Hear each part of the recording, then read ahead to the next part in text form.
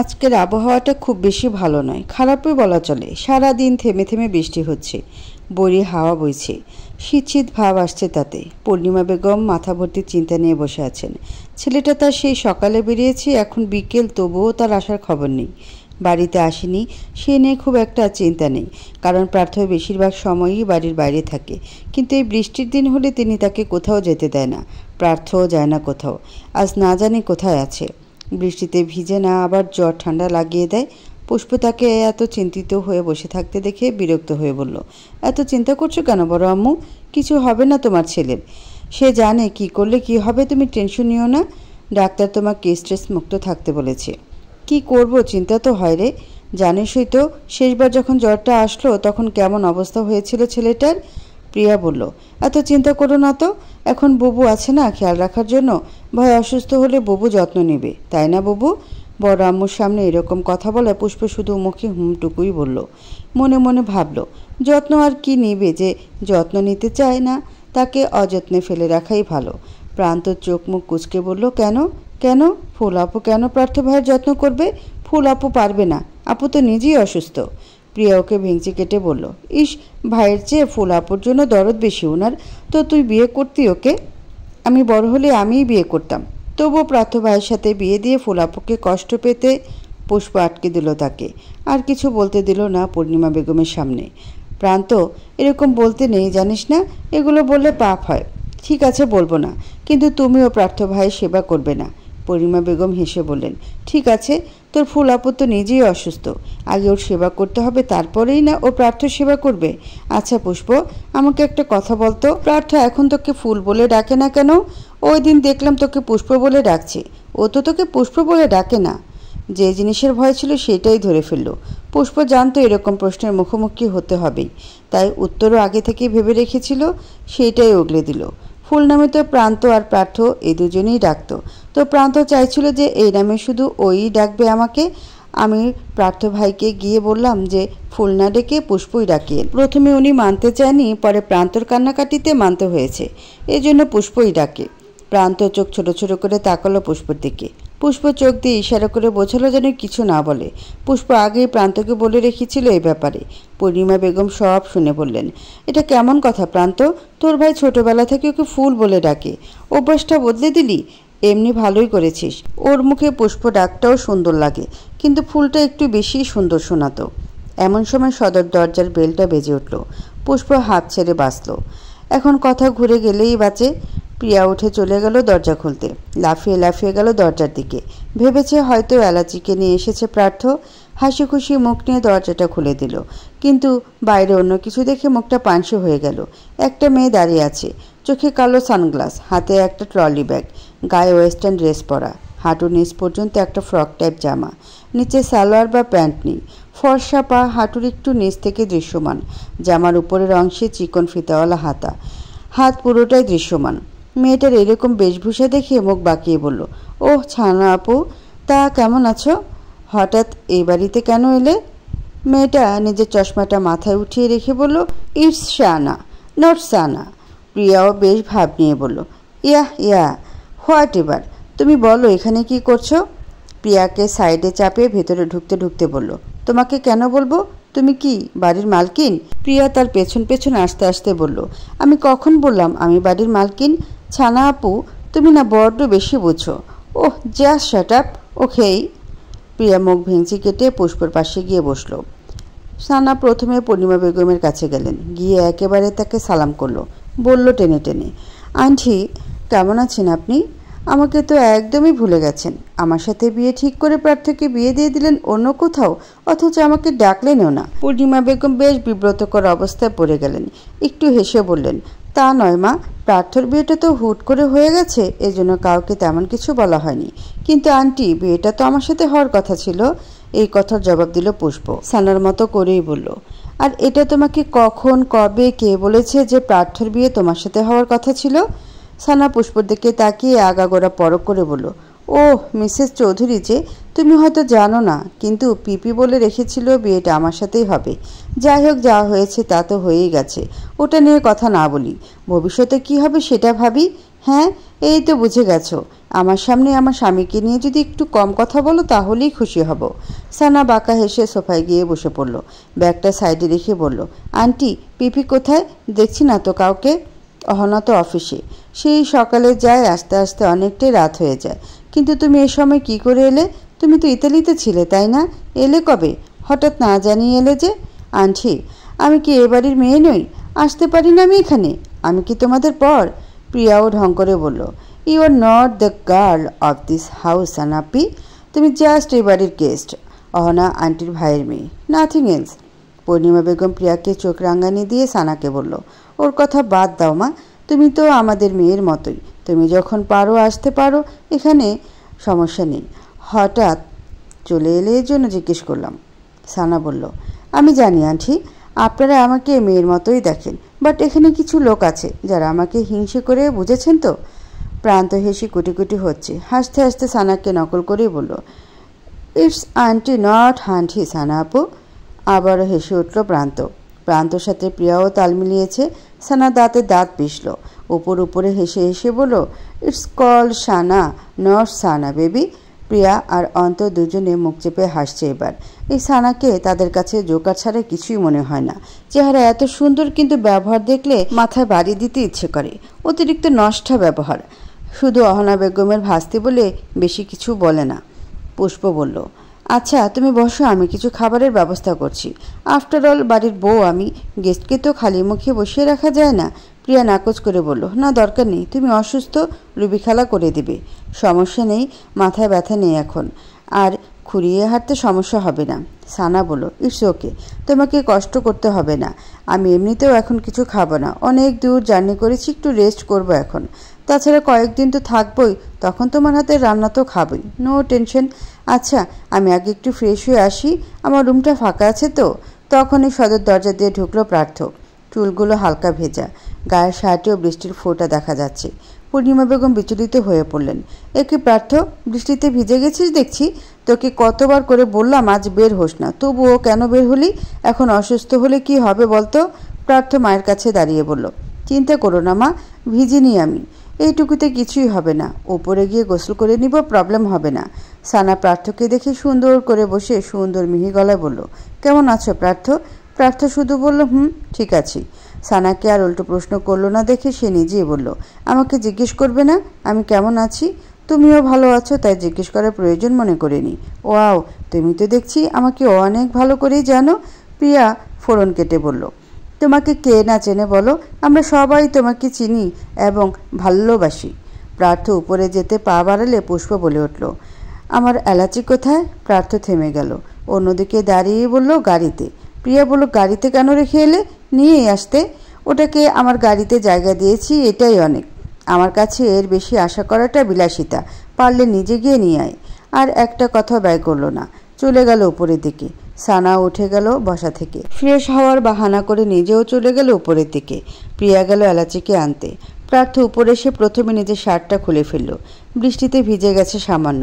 Shirt খোলায় বেরিয়ে আসলো নিখুঁত ভাস্কর্যের মতো শরীর, প্রশস্ত কাঁধ, সুগঠিত বুকের পেশি, মজবুত বাইসেপস, সিক্স প্যাক অ্যাপ সবে মিলে তরতাজা তাগড়া যুবক। এরকম পেটানো বডি দেখলে মেয়েরা ফিদা হয়ে যায়। বিশেষ করে সানাদের মতো মেয়েদের তো মূল আকর্ষণে ছেলেদেরই শক্ত পেটানো বডি। এই যে সানা নামক মেয়েটা দরজার সামনে দাঁড়িয়ে পূর্ণ দৃষ্টিতে দেখে যাচ্ছে পার্থকে। পার্থ কীভাবে দেখি তার শ্বাস প্রশ্বাস বেড়ে যাচ্ছে। কেউ দরজায় দাঁড়িয়ে তাকে দেখছে সেটা একটু হলেও বুঝতে পারল পার্থ। ভ্রু কুচকে পেছনে ঘুরতেই দেখলো সানা দাঁড়িয়ে। ওকে দেখেই দাঁত কটমটিয়ে উঠল পার্থ। এখানে কি করছো তুমি? আমার অনুমতি না নিয়ে আমার রুমে কেন এসেছো? সানার মধ্যে বিচলিত ভাব দেখা গেল না। সে বিন্দাস হয়ে রুমে ঢুকতে ঢুকতে বলল, পার্থ তোমার রুমে ঢুকতেও বুঝি পারমিশন লাগবে আমার? পার্থ চোখ ছোট ছোট করে বলল, 1 মিনিট, হু আর ইউ? তোমার মজা করার অভ্যাসটা গেল না এইভাবে? Shut up, get out from here. You know I am not kidding with you, now get lost. Sana না গিয়ে উল্টো এগিয়ে আসলো, শরীরের অঙ্গভঙ্গি বিকৃত করে বলল, দিস অ্যাটিটিউড, উফ, I just love your attitude. Partha চোয়াল শক্ত করলো। এখন এক দফা অপমান করেই ছাড়বে এই মেয়েকে। তখনই রুমে ঢুকলো পুষ্প। সানার দিকে তাকিয়ে চোখ মুখ কুচকে বলল, সানা আপু তুমি আমাদের ঘরে কি করছো? তোমার তো গেস্ট রুমে থাকার কথা, তাই না? তাহলে এখানে কি করছো তুমি? উনি জামা চেঞ্জ করছে, তুমি দেখতে পারছো না? যাও নিজের রুমে যাও। যাচ্ছিলাম তো রুমেই, কিন্তু তোমার হাজব্যান্ড আটকে দিল তার জাদুতে। আমার হাজব্যান্ড জাদু জানে না, কিন্তু কিছু কিছু মানুষ আছে যারা নিজেকে মৌমাছি ভাবে আর আমার স্বামীকে মধু ভাবে। সুযোগ পেলে উড়ে উড়ে চলে আসে। এখন তুমি হেঁটে হেঁটে যেতে পারো এখান থেকে, দরজাটা ওদিকে। সানা কিছু না বলে চুল উড়িয়ে হনহন করে চলে গেল বাইরে থেকে। পুষ্প গিয়ে একটা তোয়ালে বের করে নিয়ে আসলো প্রার্থর জন্য। সামনে এগিয়ে দিয়ে বলল, নিন, মাথা মুছে নিন, এতক্ষণে হয়তো শুকিয়েই গেছে। প্রার্থ তোয়ালেটে নিয়ে মাথা মুছতে মুছতে বলল, তোকে আমার খেয়াল রাখতে হবে না, আমারটা আমি করে নিতে পারি। আমি খেয়াল রাখছিও না। প্রার্থ তোয়ালেটা দেখিয়ে বলল, তাহলে এটা কি? এটা মানবতা। দিন দিন মানবতার ফিরিওয়ালা হয়ে যাচ্ছিস দেখছি। হতে হয়। বাই দ্য ওয়ে, এরপর থেকে আমাকে হাজব্যান্ড বা স্বামী হিসেবে ডাকবি না একদম। This is your last warning. Sorry mister, যতদিন আপনি আমার হাজব্যান্ড আছেন ততদিন আমি ডাকবই। বিশেষ করে কিছু কিছু মৌমাছিদের দূরে রাখতে এই ডাক আমি ইউজ করবই। এতে আপনার সমস্যা হলে আমার কিছু করার নেই। প্রার্থ পুষ্পের হাত টেনে সামনে নিয়ে আসলো। মুখোমুখি করে বলল, আমি বলেছি তোকে আমার পাশে ঘুরঘুর করা মাছি তাড়াতে? বলেছি আমি? আপনাকে কেন বলতে হবে? এটা আমার দায়িত্ব। আমি দায়িত্ব অবশ্যই পালন করব। একটা কথা কান খুলে শুনে রাখুন, আপনি যতদিন আমার স্বামী হিসেবে আছেন, যতদিন আমাদের এই বিয়ে আছে, ততদিন অন্তত আপনাকে অন্য মেয়েদের কাছে ঘেঁষতে দেব না। যেদিন থেকে আপনার আমার মধ্যে কোনো সম্পর্ক থাকবে না, সেদিন আপনি যে কোনো মেয়ের সাথে যা ইচ্ছে করতে পারেন। I will really don't care, but now I have to care. আমাকে নিয়ে তোর মাথা ঘামাতে হবে না। যেখানে বিয়েটাই একটা খেলা, সেখানে কিসের দায়িত্ব? বিয়েটা আপনার কাছে খেলা হতে পারে, আমার কাছে না। 3 কবুলে বাধা পড়েছি আমরা। আর 3 কবুলের শক্তি জানেন? না জানে খুব শীঘ্রই জেনে যাবেন ইনশাআল্লাহ। তোর এই ঘ্যান ঘ্যান এখন সত্যিই সহ্য হয় না। মা যে তোকে কেন আমার গলায় ঝুলিয়ে দিল? ভুল বলছেন মিস্টার ইরফান, ভুল বলছেন। বড় আম্মু আমাকে আপনার গলায় ঝুলায়নি, আপনাকে ঝুলিয়ে দিয়েছে আমার গলায়, যেটা এখন আমার গলার ফাঁস হয়ে দাঁড়িয়েছে। কবে যে মুক্তি পাবো কে জানে? হতেও পারে একদিন এই গলার ফাঁসে দম আটকেই মরে যাব। প্রার্থ শুধু পুষ্পর চোখে কটমটিয়ে তাকিয়ে রইল। কী বলবে বুঝতে পারছে না, ভাণ্ডারে কোনো শব্দ খুঁজে পাচ্ছে না। তখনই দরজায় আসলো প্রিয়া। ওদের দুজনকে এত কাছাকাছি দাঁড়িয়ে থাকতে দেখে চোখের সামনে হাত দিয়ে বলল, সরি সরি সরি, আমি কিছু দেখিনি, সত্যিই দেখিনি। আমি যাই, পরে আসবো। তোমাদের হলে ডেকো আমাকে। প্রার্থ পুষ্প দুজনেরই কপালে ভাঁজ তৈরি হলো। ঠিক করে নিজেদের দিকে তাকাতে দেখলো তারা অনেকটাই কাছাকাছি দাঁড়িয়ে। চোখে চোখে লড়াই করতে করতে কখন এতটা কাছে আসলো নিজেরাও জানে না। প্রার্থ পুষ্পকে সরিয়ে দিয়ে বলল, বাজে বলা বন্ধ কর, কি বলতে এসেছিস তাই বল। প্রিয়া চোখের উপর থেকে হাতটা সরালো। এবার দুজনকে আলাদা দেখে একটু কেশে বলল, তুমি আমাদের এলাচিকে গাড়ির ডিক্কিতে করে কেন নিয়ে এসেছো? পেছনের সিটে বসিয়ে আনলেই তো হতো, ও তো ব্যাগের মধ্যেই ছিল। প্রিয়ার কোলে ছোট কিউট দেখতে একটা বিড়াল, সাদা রঙের মাঝে একটু একটু বাদামি রঙও আছে। প্রিয়ার কোলে একদম গুটিসুটি মেরে শুয়ে আছে। কতদিন পরে যেন মালিককে পেয়ে একটু আয়েশ করে শুয়েছে। প্রার্থ চোখ উল্টিয়ে বলল, এটাকে আমার কাছ থেকে দূরে রাখবি, আমার রুমের আশেপাশেও যেন না দেখি, না হলে লাথি মেরে ডাস্টবিনে ফেলে আসবো। প্রিয়া চোখ বড় বড় করে বলল, উফ, সাহস কত বেশি! আমাদের বাচ্চাকে হাতও লাগাবে না তুমি। পুষ্পও বলল, আপনার সমস্যা কি? ও আপনার কি ক্ষতি করেছে? ওকে নিয়ে এত মাথা ব্যথা কেন আপনার? ও আর ওর মালকিন দুজনকে নিয়েই আমার মাথা ব্যথা। আর মাথা ব্যথাকে সবসময় লাথি মেরেই তাড়াতে হয়। পুষ্পকে কথা বলার সুযোগ না দিয়ে প্রার্থ ওয়াশরুমের দিকে চলে গেল। এখানে আর ফাও কথা বলে সময় নষ্ট করতে ইচ্ছে হচ্ছে না। পুষ্প বিড়বিড় করে বলল, দেখা যাক কে কাকে লাথি মেরে তাড়ায়। খুঁড়িয়ে খুঁড়িয়ে গিয়ে প্রিয়ার হাত থেকে এলাচিকে নিজের হাতে নিয়ে নিল। কতদিন পর তার পোষা প্রাণীটাকে দেখছে। মন ভরে আদর করে দিল কিছুক্ষণ। বিড়ালটাও ঘাপটি মেরে বসে রইল তার কোলে। ঘুটঘুটে অমানিসায় ঢাকা কক্ষ। আশেপাশে কোথাও কোনো শব্দ নেই। সারাদিন বৃষ্টি হওয়ায় রাতের পরিবেশটাও বেশ ঠান্ডা। খোলা জানালা দিয়ে বাতাসের সাথে ভেসে আসছে ভেজা মাটির সুবাস। রাত এখন অনেকটাই গভীর। মোবাইল ফোনের স্ক্রিনের উপরে দেখা যাচ্ছে রাত 2:20। প্রিয়া এত রাতেও ফেসবুক স্ক্রল করে যাচ্ছে। ফোনের হালকা আলো ছাড়া রুমে আর কোনো আলো নেই। মেসেঞ্জারে একবার ঢুকে দেখলো হৃদয় এখনও অনলাইনে। হৃদয়ের আইডির ছবিটার দিকে তাকিয়ে রইল কতক্ষণ। দাঁত দিয়ে হাতের নখগুলো খুঁড়তে খুঁড়তে ভাবলো, মেসেজ কি দেবে একটা? এত রাতে উনি অনলাইনে কি করছে? প্রেম টেম করে নাকি আবার? অন্য মেয়ের সাথে প্রেমের কথা ভেবেই বুকটা ব্যথায় বিষিয়ে গেল। আবার মনকে সান্ত্বনা দেওয়ার জন্য নিজে থেকেই ভাবলো, না না, প্রেম মনে হয় করে না। আমিও তো এত রাতে অনলাইনে, আমি কি প্রেম করছি নাকি? এত রাত পর্যন্ত অনলাইনে থাকলে কি প্রেম করা হয়ে যায় নাকি? এইসব আজাইরা চিন্তা মাথা থেকে ঝেড়ে ফেল প্রিয়া। তুই হবি হৃদয় ভাইয়ের একমাত্র প্রিয়তমা। নিজ মনেই 10-20 ভাবতে লাগলো। এরপর আবার কিছুক্ষণ ভেবেচিন্তে একটা মেসেজ পাঠিয়েই দিল। ভাইয়া কেমন আছেন? এই মেসেজটুকু যাওয়াদেরই সিন হতে দেরি হলো না। প্রিয়ার বুকটা ধক করে উঠল। এত তাড়াতাড়ি সিন করে ফেললো? মনে হয় মেসেঞ্জারে বসেছিল। এখন ভয় করছে। এত রাতে মেসেজ দেওয়াটা মনে হয় ঠিক হয়নি। ওপাশে হৃদয় টাইপ করছে, এদিকে 3টে ডট লাফালাফি করছে, সাথে প্রিয়া হৃৎপিণ্ডটাও সমান তালে লাফাচ্ছে। হৃদয়ের মেসেজ চলে এসেছে, এই তো আলহামদুলিল্লাহ ভালো আছি, তুমি কেমন আছো? এত রাতে অনলাইনে যে? প্রিয়া নিজের ওঠানামা করতে থাকা বুকটাকে শান্ত করে লিখল, আসলে ঘুম আসছিল না, এই জন্য একটু ফোন দেখছিলাম। আবারও সাথে সাথে সিন হলো। হৃদয় ওপাশ থেকে লিখল, তা ঘুম আসছিল না কেন? প্রেমে পড়েছ নাকি? তোমাদের বয়সী মেয়েরা তো প্রেমে পড়লে ঘুমাতে পারে না। প্রিয়া লজ্জা লাল হয়ে যাচ্ছে। হৃদয় ভাই কী করে বুঝলো প্রিয়া প্রেমে পড়েছে? সে কি জানে প্রিয়া যে তারই প্রেমে পড়েছে? এপাশ থেকে প্রিয়া বলল, এমন কিছু না, কিন্তু আপনি এত রাতে অনলাইনে কি করছেন? আমার কত কাজ, একে ওকে সামলাতে সামলাতেই রাত পার হয়ে যায়। প্রিয়া বুঝলো না মেসেজের অর্থটা। লিখলো মানে? ও তুমি বুঝবে না। আচ্ছা অনেক রাত হয়েছে, ঘুমাও তাহলে, বেশি রাত জাগা ভালো নয়। প্রিয়া মনে মনে ভাবল, এখনই বলে দিই মনের অনুভূতিগুলো, আর কতদিন চেপে রাখবে? শেষে না আবার অন্য মেয়ে এসে তাকে নিয়ে যায়। এরকমটা হওয়ার আগে সব বলে দেওয়াই ভালো। প্রিয়ার ভেতরে অদৃশ্য এক বিশ্বাস জেঁকে ধরেছে। সে জানে একবার হৃদয় ভাইকে মনের কথাগুলো বলে দিলে সে আর ফিরিয়ে দিতে পারবে না তাকে। মনে এক গাদা সাহস জুগিয়ে লিখল, ভাইয়া একটা কথা ছিল। এবার মেসেজ একটু দেরিতে সিন হলো। হৃদয় ব্যস্ততা দেখিয়ে বলল, হ্যাঁ বলো। প্রিয়া বড় একটা শ্বাস নিয়ে কিবোর্ডে ডিরেক্ট টাইপ করলো, আই লাভ ইউ। কিবোর্ডে লেখাটা সেন্ডও করতে পারলো না, হুট করে ভাইব্রেশন মোডে ফোনটা বেজে উঠল। অসাবধানতায় হাত থেকে ছুটে গেল ফোনটা। শুয়ে শুয়ে ফোন দেখা ওপর থেকে একেবারে নাকের উপর এসে পড়লো সেটা। এত জোরে লাগলো যে চোখে পানি এসে গেল। এমনিতেও নাকে ব্যথা লাগলে চোখে পানি চলে আসে, এভাবে ফোনটা পড়া ব্যথা পেল অনেক। মুখের উপর থেকে ফোনটা উঠিয়ে দেখলো অন্ত কল করেছে। অন্তর ফোনটা দেখে রাগ উঠে গেল শরীরে। উঠে বসে ফোনটা রিসিভ করেই চেঁচিয়ে উঠল, এই অন্ধের বাচ্চা, ফোন কেন দিছো তুমি? অন্তর ওপাশে শান্তস্বর, আগে বল, তুই এত রাতে অনলাইনে কি করছিস? প্রেম করছি আমি, তোমার সমস্যা? অন্তর হাত মুঠো পাকিয়ে নিল। নিজেকে নিয়ন্ত্রণ করতে পারলো না আর, জোর খাটিয়ে বলল, একটা থাপ্পড় দিয়ে গালে সবগুলো দাঁত ফেলে দেব। ওই ফেলটুসের বাচ্চা, বয়স কত তোর? থাপড়ে তোর প্রেম প্রীতি ছুটিয়ে দেব। তোমাকে ভয় পাই কে? আসো থাপ্পড় দিতে, তোমার 2 গালে 4টা থাপ্পড় দিয়ে ঘরে পাঠিয়ে দেব। অন্ত ওর কথায় পাত্তা দিল না, উল্টো অধিকার দেখিয়ে বলল, তুই কি ঘুমাবি নাকি আমি আসবো? আশ্চর্য, আমার ঘুম দিয়ে তুমি কি করবে? তুমি এত রাতে অনলাইনে কি করছো? অসময়ে ফোন দিয়ে আমার নাকটাই ফাটিয়ে দিলে, এখনও ব্যথা করছে নাকে, শুধু তোমার জন্য পেলাম ব্যথাটা। অন্তর কণ্ঠ এখন মলিন হয়ে আসলো। আস্তে করে মলিন কণ্ঠে বলল, আর আমার ব্যথা? আমার পুরো ভেতরটাই যে ব্যথা, সে ব্যথার দায় কে নেবে? প্রিয়া ভ্রুকুচকে বলল, তোমার আবার কিসের ব্যথা? কি হয়েছে? অসুখ হয়েছে। অসুখ হয়েছে তো ডাক্তার দেখাও, আমাকে কেন জ্বালাচ্ছ? এ অসুখ যদি কোনো ডাক্তারকে দিয়ে সারিয়ে তোলা যেত তাহলে কবেই চলে যেতাম সেখানে।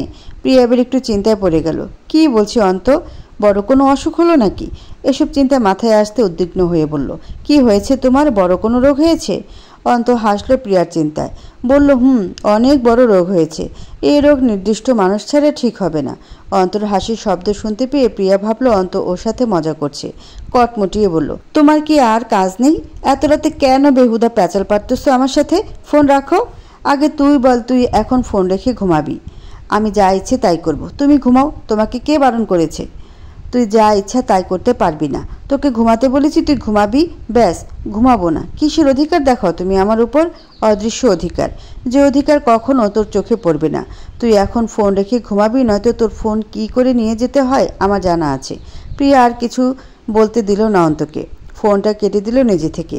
কল কেটে মেসেঞ্জারে হৃদয়ের আইডিতে গিয়ে দেখলো সে 5 মিনিট আগে অফলাইন হয়ে গেছে। কিবোর্ডে লেখাটাও আর সেন্ড করা হলো না। যেটুকু লিখেছিল ওটুকুও কেটে দিল। সব রাগ গিয়ে পড়ছে অন্তের উপর। ও বেশি বাড়াবাড়ি না করলে আজকেই সব হয়ে যেত। রাগ করে নেট অফ করে ফোনটা বালিশের পাশে রেখে শুয়ে পড়ল। মনে মনে 101টা গালি দিতে থাকলো অন্তকে। আজকে সকালেও আকাশটা গোমর বেঁধে আছে, সূর্যে দেখা নেই। আকাশে কালো মেঘের ঘন ঘটা। পূর্বের জানালাটা দিয়ে শীতল হাওয়া প্রবেশ করছে রুমে। হালকা শীত অনুভব করা প্রার্থ গায়ের কম্বলটা আরও ভালো করে জড়িয়ে নিল গায়ে। আজকেও সোফায় শুতে হয়েছে তাকে। এতটুকু জায়গায় ভালোভাবে শুয়ে থাকতেও পারছে না। হঠাৎ ঘুমের মধ্যে অনুভব করলো পায়ের কাছে নরম কিছু একটা আছে। বেশ গরমও জিনিসটা। পুরো শরীরে শীত করলেও পায়ের কাছটা একদম গরম হয়ে আছে। প্রার্থর ঘুম ভেঙে যায়। মাথা উঁচিয়ে পায়ের দিকে তাকালো। এলাচি প্রার্থর পায়ের উপর ঘাপটি মেরে শুয়ে আছে। এলাচিকে দেখে ভয়ে ওই বলে চিৎকার দিয়ে পা ঝাড়া দিল। প্রার্থর ঝাড়ে এলাচি ছিটকে গিয়ে ফ্লোরে পড়ল। বিড়ালটা ব্যথা পেয়ে শব্দ করে ডেকে উঠল। প্রার্থ চেঁচিয়ে উঠল, পুষ্প, এক্ষুনি আমার চোখের সামনে থেকে সরাবি এটাকে, নয়তো তোকে সহ তোর বিড়ালকে বাড়ির বাইরে ফেলে দিয়ে আসবো। এলাচি পড়ার শব্দ আর প্রার্থর চেঁচানোর শব্দ পেয়ে ঘুম ভেঙে গেল পুষ্পর। ধপ করে শোয়া থেকে উঠে বসলো। ফ্লোরে প্রিয় বিড়াল ছানাকে পড়ে থাকতে দেখে অসুস্থ শরীরে এই বিছানা থেকে উঠে দৌড়ে এলো। ফ্লোর থেকে এলাচিকে উঠিয়ে দেখলো কোথাও লেগেছে নাকি। হাত দিয়ে আদর করে বলল, এলাচি বাচ্চা আমার, বেশি ব্যথা লেগেছে? প্রার্থ দিকে তাকিয়ে কটমটিয়ে বলল, আপনি কোন ধরনের মানুষ? একটা বোবা প্রাণীও, তার উপরেও একটু মায়া হয় না? মানুষের উপর তো কখনো মায়া দেখানো না, একটা প্রাণীর উপরও কোনো মায়া দেয়া হয় না আপনার? মাত্র ঘুম থেকে উঠেছে প্রার্থ, তাও এই বিড়ালের জন্য। সকাল সকাল মেজাজটা চটে গেছে একদম। চোখ মুখে বিরক্তি ভাব নিয়ে বলল, না হয় না, আমার মাঝে এত দয়া মায়া নেই যে অন্যের প্রতি মায়া আসবে। যেমন উদ্ভট তুই, তেমন উদ্ভট তোর বিড়াল, তেমনই উদ্ভট তার নাম। আমাদের মাঝে উদ্ভটের কি দেখলেন আপনি? তুই আর তোর বিড়াল দুটাকেই সহ্য হয় না আমার, অথচ দুজনেই আমার আশেপাশে ঘুরে বেড়াস। তার উপর ফালতু একটা নাম দিয়ে রেখেছিস বিড়ালের, ওর নামে আবার আপনার কি ক্ষতি করলো? এলাচি চিনিস? কি জিনিস জানিস? ওটার কি বিশ্রী গন্ধ, সে বিশ্রী একটা জিনিসের নাম তোর বিড়ালের দিয়ে রেখেছিস। সরা সামনে থেকে। এত যে বিশ্রী বলছেন, ওই এলাচি ছাড়া খাবার খেয়ে দেখিয়েন, না ফ্লেভার আসবে না টেস্ট। জিনিসের একটা দোষ ধরে বসে থাকলে চলে না, যার একটা দোষ আছে তার হাজারটা গুণও আছে। প্রার্থ সোফা ছেড়ে উঠে দাঁড়িয়ে উপহাস করে বলল, হ্যাঁ, তোর আর তোর বিড়ালের তো হাজার হাজার গুণ দিয়ে ভরে রেখেছিস আমার জীবন। অবশ্যই, কিন্তু আফসোস আপনার চোখে আমাদের গুণটা দেখাই যায় না। লাইফটাকে তো হেল করে রেখেছিস, চোখে পড়বে কি করে? পুষ্প সামান্য হেসে বলল, বিয়ের রাতে তো আপনি বলেছিলেন যে আমার জীবনটাকে আপনি হেল করবেন, তাহলে আমি কি করে করলাম? এই দায়িত্বটা তো আপনি নিয়ে রেখেছেন। প্রার্থ সোফা ছেড়ে উঠে দাঁড়ালো। পুষ্পর মুখোমুখি দাঁড়িয়ে ঠেস দিয়ে বলল, গন্ডারের চামড়া বলতে একটা জিনিস আছে জানিস তো? তোর চামড়াটাও তাই। এই জন্য দায়িত্বটা ঠিকঠাক পালন করতে পারছি না, কারণ তোর গায়েই লাগে না কিছু। পুষ্প কথাটা কিভাবে নিল বোঝা গেল না। সে হেসে এসে নির্দ্বিধায় বলল, ঠিকই বলেছেন, চামড়াটা এত শক্ত না হলে পর্যন্ত টিকতেই পারতাম না। কতগুলো আঘাত পেলাম, ইভেন এখনও পেয়েই যাচ্ছি, কিন্তু আমার চামড়া তো শক্ত, তাই আমার গায়ে লাগে না। লাগে শুধু মনে, কারণ মনটা তো আর এত মোটা চামড়া দিয়ে ঢাকা নেই। সেখানে আঘাতগুলো লেগে একেবারে ক্ষতবিক্ষত হয়ে গেছে। এক হিসেবে আপনিই ঠিক আছেন। আপনার মনটা তো পাথর দিয়ে তৈরি, আর পাথর কখনো নরম হয় না। তোকেও একটা বুদ্ধি দিই, মনটাকে পাথর করে নিয়ে বেঁচে যাবি। নরম মন নিয়ে বেশি দিন বাঁচতে পারবি না। পাথরকে যে ভেঙে টুকরো টুকরো করা যায় সেটা হয়তো আপনার অজানা। আমি যেমন আছি তেমনই ঠিক আছি। ওকে, অ্যাজ ইউর উইশ। সকালবেলায় প্রার্থ আর কথা বাড়ালো না। এমনিতেও এই মেয়েকে একটা বলে 10টা শুনিয়ে দেয়। অযথা বক বক শোনার চেয়ে এর থেকে দূরে থাকাটাই বেটার। গায়ে যে কম্বলটা জড়ানো ছিল সেটা উঠিয়ে পুষ্পর মুখে ছুঁড়ে মেরে বলল, এটাকে নিয়ে ভালো করে পরিষ্কার করে দিবি। তোর গুণবতী বিড়ালের লোম লেগে গেছে এতে। মুখের উপর ফেলে রেখে চলে গেল ওয়াশরুমের দিকে। পুষ্প প্রার্থ যাওয়ার দিকে তাকিয়ে বিড়বিড় করে বলে উঠল, আপনাকে ভালোবাসতে হবে প্রার্থ ভাই, তা না হলে বুঝবেন কি করে ভালোবাসা কত কষ্টের। আপনাকে আমি ভোগাবো, যেভাবে আপনি আমাকে আপনার প্রেম তৃষ্ণা ভোগাচ্ছেন, ঠিক একইভাবে আপনাকে আমার আমরণ প্রেম তৃষ্ণায় ভোগাবো আমি। সকাল 9টা বাজে। ডাইনিং টেবিলে বসে আছে সবাই, শুধু অহনা বেগম, আশরাফ সাহেব এবং প্রার্থ বাদে। অহনা এবং আশরাফ সকাল সকাল চলে গেছেন অফিসে। ভাইয়ের মেয়ে এসেছে, তার সাথে ভালোভাবে একটু কথাও বলতে পারেনি। অফিসে কাজের এত চাপ যে সারাদিন অফিসেই কাটিয়ে দিতে হয় তাদের। প্রার্থ হয়তো রুমে আছে, একটু পরে চলে আসবে, কারণ সারাদিন সে যেখানেই থাকুক সকালের নাস্তাটা মায়ের সাথেই করবে। পুষ্প সবার প্লেটে খাবার বেড়ে দিচ্ছে। প্রিয়া ডাইনিংয়ে বসে বসে ঝিমাচ্ছে। অন্ত পা দিয়ে প্রিয়ার পায়ে লাথি দিয়ে বলল, খাবার টেবিলে বসে বসে ঝিমাচ্ছিস কেন? সারা রাত চুরি করিস? পড়ালেখাও তো করিস না, তাহলে রাতে ঘুমাস না কেন? পুষ্প আপু, ওর ফোন নিয়ে যাও ওর কাছ থেকে, তাহলে ঠিক হবে ও। প্রিয়ার ঘুম শেষ। ঝিমাতে থাকা শরীরে আচানকে জোর চলে এলো। ক্ষোভ ঝেড়ে বলল, তুমি চুপ করবে? আমার প্রতিটা জিনিসই তোমার সমস্যা। আমি ঘুমালেও দোষ, না ঘুমালেও দোষ। আর আমার ফোন নেবে কেন? এটা আমার ফোন। পুষ্পের চেয়ার টেনে বসতে বসতে বলল, অন্তত ঠিকই বলেছে। সারা রাত ঘুমানো বাদে ফোন দেখিস বলেই তো ঝিমাচ্ছিস। এরকম চলতে থাকলে সত্যিই ফোন নিয়ে নিব দেখিস। প্রিয়া কথা বাড়ালো না আর, শুধু মুখ বাঁকিয়ে বিড়বিড় করলো, আমি ফোন দিলে তো তুমি নিবে? হুট করে সানা বলে উঠল, তোমরা সবাই প্রার্থকে ছাড়াই খেতে বসে পড়লে? ওর জন্য কি অপেক্ষাও করতে পারলে না পুষ্প? আফটার অল এখন তোমার হাবিসে, নাকি তোমাদের মাঝে তেমন হাজব্যান্ড ওয়াইফ সম্পর্কই নেই? পুষ্প দাঁতে দাঁত চেপে ধরল। পূর্ণিমা বেগমের দিকে একবার তাকালো। তিনি কপাল গুটিয়ে তাকিয়ে আছে সানার দিকে। পুষ্প জোরপূর্বক হেসে বলল, খাওয়ার সময় হাজব্যান্ডের জন্য অপেক্ষা না করলে যে তাদের মধ্যে স্বামী স্ত্রীর মতো সম্পর্ক হয় না, এটা তোমাকে কে বলল? শোনো, বোঝা ভালো, বাট অতিরিক্ত বোঝা ভালো না। উনি এখনই নিচে নামবে। আমি কিন্তু এখনও খাবার নিয়ে আমার প্লেটে।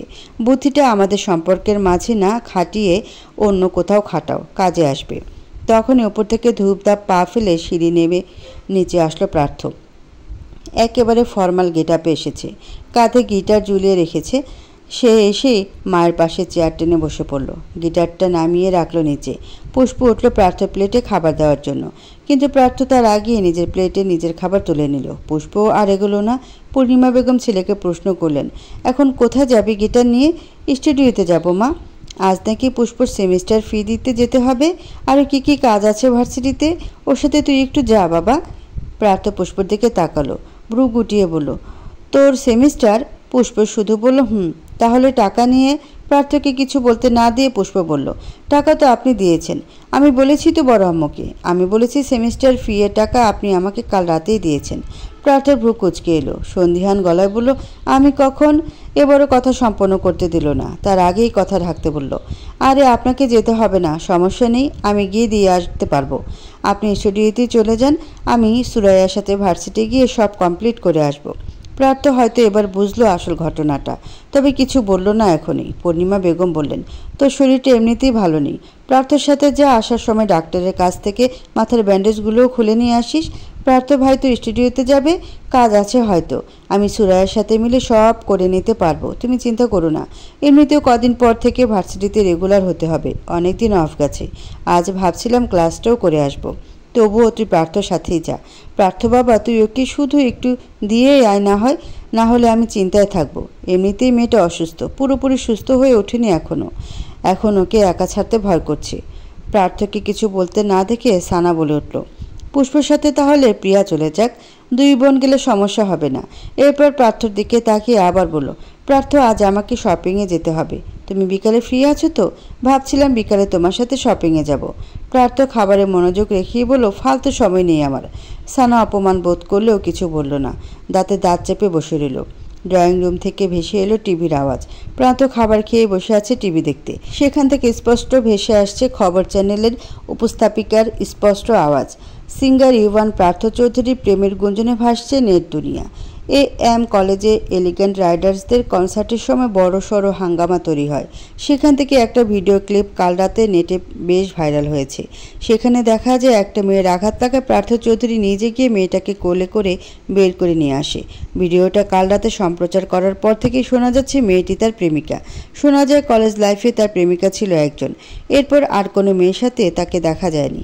এখন টিভিতে আর কিছু শোনা গেল না। পার্থ গিয়ে টিভিটাই অফ করে দিয়েছে। সবাই স্পষ্ট শুনেছে মহিলার সব কথা। সানা পার্থকে উদ্দেশ্য করে বলল, তার মানে কেউ জানে না তোমাদের বিয়ে হয়েছে? অন্ত বলল, ভাই তোমার এখন বিয়ের ব্যাপারটা খোলাসা করা উচিত। সবাই তোমার বউকে তোমার প্রেমিকা ভাবছে। পার্থ প্লেটে হাত ধুতে ধুতে বলল, সো হোয়াট? প্রিয়া বলল, তুমি কি চাও না মানুষের ভুল ধারণাটা ভেঙে যাক? তুমি না বললে সবাই তো প্রেমিকাই ভাববে। পুষ্প বলল, ভাবতে দে তো, মানুষের কাজই ভাবা, তবুও এখন জানানো উচিত ছিল। পূর্ণিমা বেগমও তাই বললেন। তাই তো, সবাই জানুক তোদের বিয়ে হয়েছে। দরকার হয় আমরা আবার বড় করে অনুষ্ঠান করব, তোদের বিয়ে তো একদম সাদামাটা হয়েছে। পার্থ বলল, দরকার নেই মা, সবাই এমনিতেই জেনে যাবে। এই বিষয়টা এখানেই শেষ করো। পুষ্প তৈরি হয়ে বাইরে আয়, তোকে ভার্সিটিতে দিয়ে স্টুডিওতে যেতে হবে আমাকে। পুষ্প অবিশ্বাসের ন্যায় তাকালো পার্থর দিকে। পার্থ যে পুষ্পকে ভার্সিটি দিয়ে আসতে চাইবে তা কল্পনাতীত ছিল। সন্ধিয়ান গলায় বলল, আপনি যাবেন? তো কি বললাম আমি এখন? সময় নেই আমার, 5 মিনিটের ভেতর বাইরে আসবি। পুষ্পকে আসতে বলে আর সময় নষ্ট করলো না। গিটারটা কাঁধে উঠিয়ে মায়ের থেকে বিদায় নিয়ে বেরিয়ে গেল। প্রার্থ গাড়ির ভেতর ড্রাইভিং সিটে বসে আছে, মাথা হেলে রেখেছে পেছনে। বাইরে আকাশ হালকা পরিষ্কার এখন। কিছুক্ষণের মধ্যে পুষ্প আসলো। ভার্সিটি যাবে তবুও শাড়ি পরে এসেছে। সাদা রঙের শাড়ির মাঝে নানা রঙের ফুলের ছোঁয়া। এমনিতেও শাড়িতে পুষ্পকে দারুণ লাগে। আজ সাদা শাড়িতে থাকা ছোট ছোট পুষ্পের মাঝে তাকে পুষ্পের রানী লাগছে। পুষ্প এসে কথাবার্তা ছাড়া গাড়িতে উঠে বসলো। পুষ্প ওঠার সাথে সাথে প্রার্থ গাড়ি স্টার্ট করে দিয়েছে। সিট বেল্টটাও বাঁধতে পারেনি এখনও। হঠাৎ গাড়ি চলায় পেছনে হেলে পড়ে পুষ্প। আবার উঠে ঠিকঠাক হয়ে বসে সিট বেল্ট বেঁধে নেয়। প্রার্থ সমস্ত মনোযোগ ড্রাইভিংয়ে রেখে বলে উঠল, মাকে কি বলেছিস? পুষ্প না জানার ভান করে বলল, কি বলেছি? প্রার্থ ঘুরে তাকালো পুষ্পের দিকে। এতক্ষণে খেয়াল করলো তাকে। শুভ্র রঙের মাঝে শ্বেতবর্ণের পুষ্পকে দেখে চোখ আটকে গেল। সাদার মাঝেও সাদা রঙের মানুষকে এত সুন্দর দেখায়। মাথার সাদা ব্যান্ডেজ এখনও অক্ষত। পাতলা চিকন ঠোঁটে হালকা রঙের লিপস্টিক, চোখে কাজল, ব্যাস এইটুকুতেই তাকে অপসরি লাগে। প্রার্থ এক প্রকার জোর করে চোখ সরালো পুষ্পর থেকে। সামনে তাকিয়ে বলল, এত সেজেছিস কেন? ভার্সিটি যাচ্ছিস নাকি কোনো বিয়ে বাড়ি? পুষ্প ভ্রুকুচকে বলল, কোথায় সেজেছি? শাড়ি পরেছিস কেন? শাড়ি তো আমি রোজই পরি। ভালো, এখন বল মাকে কি বলেছিস? আমি রাতে কখন তোকে টাকা দিলাম? পুষ্প জানালার বাইরের দিকে তাকিয়ে বলল, মিথ্যে বলেছি। কেন? তো কি বলতাম বড় আম্মুকে? বলতাম আমার কাছে টাকা ছিল, সেই টাকাই দিচ্ছি। তারপর বড় আম্মু বলতো, তোর স্বামী কেন দিল না? তখন আমি বলতাম আমাদের মাঝে তো তেমন সম্পর্কই নেই, সে কি করে আমার সব কিছুর দায়িত্ব নেবে? তারপর কি হতো? আমার সব কষ্ট এক নিমিষে ধূলিসাৎ হয়ে যেত। বড় আম্মু জানতো পুষ্পকে তার ছেলের সাথে বিয়ে দিয়ে সুখী করতে পারেনি। প্রার্থ চোখ শুরু করে বলল, আমার কেন এর উত্তর এত বড় করে না দিলেও চলতো। সবার কাছে তুই যেহেতু আমার বউ, সেই হিসেবে তোর লেখাপড়ার দায়িত্বটাও আমার। পুষ্প প্রার্থ দিকে সরু চোখে তাকালো। আপনি তো বিয়েই মানেন না, তাহলে বউ আর দায়িত্ব এলো কোথা থেকে? যেখান থেকে তুই সবাইকে বলে বেড়াস তুই আমার বউ, আমি তোর স্বামী, সেখান থেকে বলে বেড়ালে। চুপ! প্রার্থ ধমকে উঠল। গাড়ি থামিয়ে দিল মাঝ রাস্তায়। পুষ্পর দিকে ঘুরে ধমকে সুরে বলল, চুপ করে থাকতে পারিস না? একটা বলে উল্টো 10টা বলিস। এত শত বুঝি না। না বিয়ে, না অধিকার, না দায়িত্ব, কোনোটাই বোঝার দরকার নেই আমার। ফি এর টাকা আমি দেব, ব্যাস। এর উপরে আর কোনো কথা হবে না। সরি টু সে, বাট টাকাটা আমিই দেব। আপনার থেকে টাকা নিয়ে ছোট হতে চাই না। প্রার্থ কিছু না বলে গাড়ি স্টার্ট করলো। অযথা পুষ্পের সাথে তর্ক করে কোনো লাভ নেই, তাই কিছু না বলে কাজ করাটাই উত্তম। কিছুক্ষণের মধ্যে ওরা ভার্সিটিতে পৌঁছে গেল। পুষ্প প্রাইভেট ভার্সিটিতে পড়ে। IUB ইউনিভার্সিটিতে সেকেন্ড ইয়ারের স্টুডেন্ট এবছর। প্রার্থ ভার্সিটির সামনে এসে গাড়ি থামালো। পুষ্প গাড়ি থেকে নামার আগে বলল, থ্যাংক ইউ, আপনি এবার স্টুডিওতে যেতে পারেন, আসি। পুষ্প নেমে গেল গাড়ি থেকে, সাথে প্রার্থও নামলো। পুষ্প প্রার্থকে নামতে দেখে বলল, আপনি কেন নামছেন? প্রার্থ এগিয়ে গেল সামনে, পুষ্পকে বলল, আয় আমার সাথে। পুষ্প পেছন পেছন যেতে যেতে বলল, টাকা কিন্তু আমিই দেবো, আপনার টাকা নেব না আমি। দুজনে ক্যাম্পাসের মধ্যে ঢুকতেই ছেলে মেয়েরা ঘিরে ধরল প্রার্থকে। মেয়েরা এসে ছবি, অটোগ্রাফ নিয়ে গেল। হাজার হোক গায়ক বলে কথা, মানসিকভাবে না ধরলে কি আর নিজেকে সেলিব্রিটি লাগে নাকি? কিন্তু প্রার্থ এসবে বিরক্ত হচ্ছে। এমনিতেই সে একরেখা, এত মানুষে ঘিরে থাকা মোটেও পছন্দ নয়। ওই স্টেজে গান গাওয়ার সময়টুকুই দর্শককে দেয়, তাছাড়া খুব একটা মেশে না তাদের সাথে। পুষ্প প্রার্থ থেকে একটু দূরে দাঁড়িয়ে। সবাই প্রার্থকে ঘিরে আছে। পুষ্প এখানে কে কি তাতে কোনো কিছু আসে যায় না। প্রার্থ কোনো মতে ভিড় ঠেলে পুষ্পর সামনে এলো। ওর হাত ধরে টেনে নিয়ে যেতে যেতে বলল, চল এখান থেকে। পুষ্প তাকিয়ে রইল প্রার্থের ধরে থাকা হাতের দিকে। অতিরিক্ত ফর্সা হাতের উপর শ্যামরাঙা হাতটা খুব বেশি মানাচ্ছে না, বেমানান লাগছে, কিন্তু পুষ্পের কাছে এটা শ্রেষ্ঠ মনে হচ্ছে। মরুভূমির মাঝে এক পশলা বৃষ্টি নামলে যেমনটা লাগে, পুষ্পের ঠিক তেমনটাই অনুভব হচ্ছে। বেশিক্ষণ চেয়ে থাকতে পারল না সে হাতের দিকে।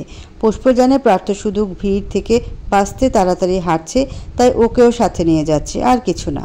তাকিয়ে থেকে শুধু শুধু মায়া বাড়িয়ে লাভ নেই, এমনিতেই মায়ার জালে আটকে আছে, আর ফাঁসতে চায় না। ওরা একটু ভেতরে যেতেই সামনে আসলো আরও কয়েকজন ছেলে পেলে। লাস্ট ইয়ারের স্টুডেন্ট তারা। সুন্দর দেখতে একটা ছেলে সামনে এসে বলল, প্রার্থ ভাই কেমন আছেন? কতদিন পর দেখলাম আপনাকে। প্রার্থ শুধু বলল, ভালো। ছেলেটাকে দেখে পুষ্পর মুখ আধারে ছেয়ে গেল। ছেলেটা পুষ্পকেও জিজ্ঞেস করলো, পুষ্প কেমন আছো? অনেক দিন পর দেখলাম তোমায়। আলহামদুলিল্লাহ ভালো আছি ভাইয়া, আপনি? আমিও ভালোই আছি। প্রার্থ তাড়া দিয়ে বলল, কিছু বলবে? নয়তো সরো, আমার কাজ আছে। সীমান্ত নামের ছেলেটা বলল, হ্যাঁ ভাই, কিছু কথা ছিল। প্রার্থ ভ্রুকুচকে বলল, কি? সীমান্তর ওই কিছু কথা ছিল শুনে পুষ্পর বুক কাঁপছে। কি বলবে এই ছেলে? অতীত নিয়ে কিছু নয় তো? সীমান্ত রয়ে শয়ে বলল, আসলে ভাই, সমৃদ্ধি আপু এখন আপনাকে অনেক মিস করে, হয়তো এখন অনেক ভালোবাসে আপনাকে। কাল আপনার আর পুষ্পের ভিডিও দেখে অনেক কান্নাকাটি করেছে। পরে আমি বুঝিয়েছি যে পুষ্প শুধু আপনার বোন হয়, সবাই মিথ্যে গুজব ছড়িয়েছে। এরপরে এই আপু প্রার্থ ওকে থামিয়ে দিল। পুষ্পকে ইশারা করে বলল, হ্যাঁ গুজব ছিল, ও আমার প্রেমিকা না আমার বউ। তোমার যদি সমৃদ্ধিকে নিয়ে আরও কিছু বলার থাকে তাহলে আসতে পারো, আমার সময় নেই। পুষ্প ও সীমান্ত দুজনেই তাজ্জব বনে গেল। সীমান্তর বিশ্বাস হচ্ছে না যে প্রার্থ পুষ্পকে বিয়ে করেছে, আর পুষ্পের বিশ্বাস হচ্ছে না এটা যে প্রার্থ সবার সামনে ওকে বউ বলেছে, তাও সীমান্তর সামনে, যে কিনা সমৃদ্ধির ছোট ভাই। প্রার্থ হাঁটতে হাঁটতে আর একটু সামনে এগোলো, বলল, বউ বলেছি বলে আবার আকাশ পাতাল ভেবে নিয়ে লাফাস না, ওটা জাস্ট ওদের জানানোর জন্য বলেছি। পুষ্প হাঁটা থামিয়ে দিল, সাথে থেমে গেল প্রার্থ। প্রশ্নাত্মক দৃষ্টিতে তাকাতেই পুষ্প প্রশ্ন ছুড়ল কঠোর বাণী, আপনি এখনও ভালোবাসেন সমৃদ্ধি আপুকে? তুই জেনে কি করবি? ঘাস কাটবো। আপনাকে যেটা প্রশ্ন করেছি সেটা বলুন। প্রার্থ কিছুক্ষণ পুষ্পর দিকে তাকিয়ে রইল। প্রশ্নটা তার কাছে বেমানান। দেখলো একটু আগে সমৃদ্ধির ভাইকে এড়িয়ে এলো, তাকে এখন এই প্রশ্ন করার কোনো মানেই হয় না। মেয়েদের মাথায় যে ঘিলু কম, এইটাই তার প্রমাণ। প্রার্থ কিছু একটা ভেবে বলল, যদি বলি হ্যাঁ তো কি করবি? কথাটুকু শুনে পুষ্পর কোটর ভরে আসে, কণ্ঠ মুদে আসে। মৃদু কণ্ঠেই বলল, তো কিছুই করব না, সময়ের অপেক্ষা করব, তারপর হারিয়ে যাব। প্রার্থ কিছু বলল না, হাঁটা ধরল সামনে। পুষ্পর চোখে আসা জলটুকু মুছে নিয়ে নিজেও হাঁটল। আবারও প্রার্থকে উদ্দেশ্য করে বলল, এই জন্যই বুঝি বিয়ে মানতে এত কষ্ট? লজ্জা লাগে না আপনার, তাই না? প্রার্থ অকপটে বলে দিল, না। পুষ্প আর কিছু বলল না, চুপচাপ হেঁটে গেল। আর একটা কথাও হলো না দুজনের মাঝে। সেমিস্টারের ফি প্রার্থই দিয়েছি, দিয়েই চলে গেছে এখান থেকে। পুষ্প এখন ক্লাসে বসে আছে, সাথে তার বন্ধু সুরাইয়াও আছে পাশে। পুষ্প বেঞ্চের উপর হাত রেখে তার উপর মাথা রেখে শুয়ে আছে। সুরাইয়া ওকে ডেকে বলল, পুষ্প, তুই কি এভাবেই শুয়ে থাকবি? কি করতে বলছিস? একটু কথা বল আমার সাথে। কতদিন পর দেখা হলো আমাদের। তোর বিয়েতে কি কি হলো বল শুনি। বলার মতো তেমন স্মৃতিপূর্ণ কিছুই হয়নি। এমন বলছিস কেন? প্রার্থ ভাই কি মেনে নেয়নি বিয়ে? পুষ্প উঠে বসলো। সুরাইয়ার দিকে তাকিয়ে নিভু কণ্ঠে বলল, মানবে কি করে? সে তো এখনও তার প্রাক্তন নিয়ে পড়ে আছে, তাকে নাকি এখনও ভালোবাসে। সুরাইয়া অবাক হয়ে বলল, কি বলছিস? আমার বিশ্বাস হয় না। সমৃদ্ধি তো প্রার্থ ভাইকে ঠকিয়েছিল। প্রার্থ ভাই তো তারপর মনে হয় ঘুরেও দেখেনি তাকে। 2 বছর আগের প্রেমিকা এখনও তার মনে থাকবে তোর মনে হয়? পুষ্পর কান্না গলা অব্দি এসে ঠেকছে। কাঁপা কাঁপা কণ্ঠে বলল, জানি না রে, আমিও তো জানতাম সমৃদ্ধি আপুকে নিয়ে ওনার মনে এখন কিছুই নেই। যেখানে সমৃদ্ধি আপু নিজে প্রার্থ ভাইকে ধোঁকা দিয়েছে, সেখানে প্রার্থ ভাই তাকে এখনও মনে রাখবে, এটা অসম্ভব। আমি এইটাই ভাবতাম এতদিন, কিন্তু আজ উনি আমাকে ভুল প্রমাণ করে দিল। শুরু আমি চলে যাব ওনার জীবন থেকে, কিন্তু এমনি এমনি যাব না। এমনি এমনি মানে? আমার জন্য একটু হলেও কষ্ট রেখে যাব ওনার জীবনে। সেও একটু বুঝুক পুষ্প কি কি সহ্য করেছে। সুরাইয়া হাত বাড়িয়ে পুষ্পর গাল গড়িয়ে পড়া পানি মুছিয়ে দিল। বুঝিয়ে বলল, দেখ যেন এমন কিছুই করিস না, সব ঠিক হয়ে যাবে দেখিস। প্রার্থ ভাই হয়তো তোকে মিথ্যে বলেছে, জানি না। ভালো লাগছে না আমার আর এসব। একটা মেয়ের সহ্য শক্তি কতটা? এগুলোর কতদিন সহ্য করা যায় তুই বল? সুরাইয়া বুঝে গেল পুষ্পর না বলা কথাগুলো। প্রার্থ যে পুষ্পকে মেনে নেয়নি সেটা বোঝা শেষ। তাই সান্ত্বনা দিয়ে বলল, আরও কয়টা দিন সহ্য কর, দেখবি সব ঠিক হয়ে গেছে। তোর মতো মেয়েকে কেউ ভালো না বেসে থাকতেই পারবে না দেখিস। যদি এমনটা না হয় তাহলে তুই যা সিদ্ধান্ত নিবি আমি তার সাথে আছি। পুষ্প কিছু বলল না, শুধু একটু মাথা নাড়ল। ভার্সিটি শেষ হয়েছে 3টায়, এখন বাজে 3টা 20। সকালে আকাশ একটু পরিষ্কার থাকলেও দুপুর 12টা থেকে একটানা বৃষ্টি হয়েছে। এখন একটু থেমেছে, তবে আকাশ ভারী হয়ে আছে। কখন যেন ঝমঝমিয়ে পড়ে বৃষ্টি ফোঁটা। পুষ্প একা দাঁড়িয়ে আছে রাস্তায়। সুরাইয়ার বাসে অন্যদিকে হয় সে রিক্সা পেয়ে চলে গেছে। এখন পুষ্প একটা রিক্সা পেলেই হয়। আরও প্রায় 5-7 মিনিট পরে একটা রিক্সার দেখা মিলল। পুষ্প রিক্সা থামিয়ে বলল, মামা মালিবাগ যাবেন?